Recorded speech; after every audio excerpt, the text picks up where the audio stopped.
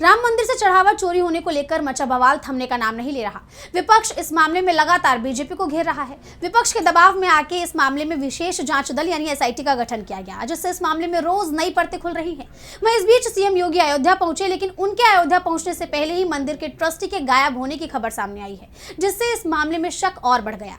यही नहीं, बल्कि इस मामले में राम मंदिर निर्माण समिति के अध्यक्ष ने भी एक ऐसा बयान दिया है जिससे मुद्दे को और भड़काने का काम किया है। तो क्या है पूरी खबर, देखिए इस रिपोर्ट में। राम मंदिर में भक्तों की तरफ से चढ़ाए गए चढ़ावे की रकम गायब होने से बीजेपी सवालों के घेरे में आ गई है। सवाल उठ रहे हैं कि जिस राम मंदिर का ढोल बीजेपी ने पूरे चुनाव में पीटा, जिस पर पिछले विधानसभा और लोकसभा चुनाव में बीजेपी का पूरा प्रचार प्रसार टिका था, उसी मंदिर में बीजेपी की नाक के नीचे से चढ़ावा चोरी हो गया और सरकार को भनक तक नहीं लगी।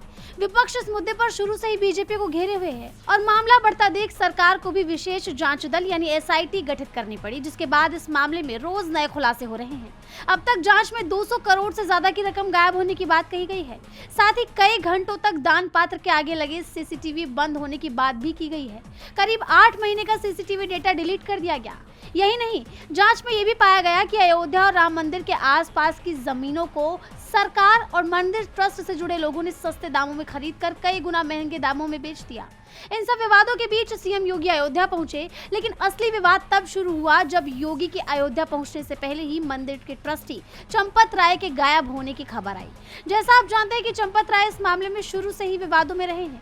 सपा प्रमुख अखिलेश यादव की तरफ से मुद्दा उठाने के बाद सबसे पहले चंपत राय ने ही सफाई दी थी और इन आरोपों को खारिज किया था।